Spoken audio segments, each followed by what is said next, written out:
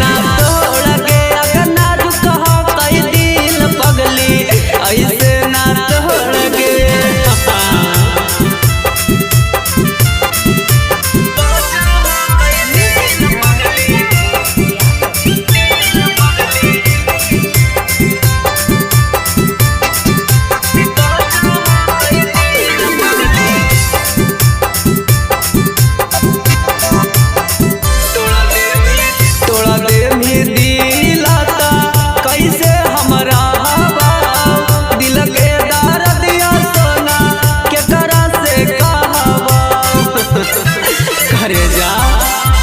तोड़ा दे मी दिलाता कैसे हमरा हवा, दिल के दर्दिया सोना के करा से कहवा।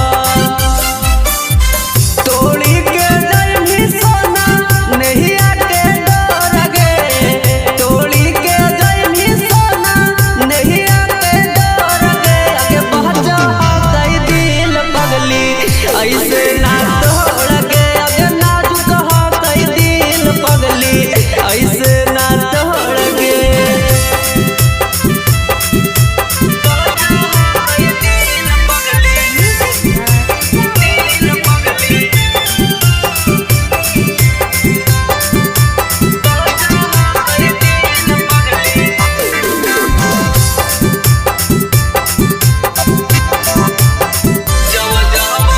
जब जहबा वीडियो कॉलिंग करो हानि बात गे, कहो हानि कबो नहीं छोड़बो तोर साथ रे।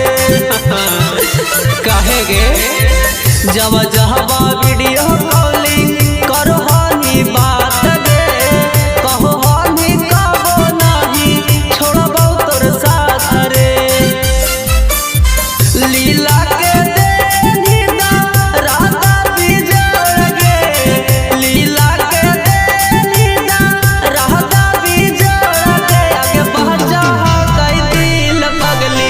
ऐसे ना तोड़ के अगर नाजुक हो कई दिल पगली, ऐसे ना तोड़ के। रागनी स्टूडियो गुरारू गया।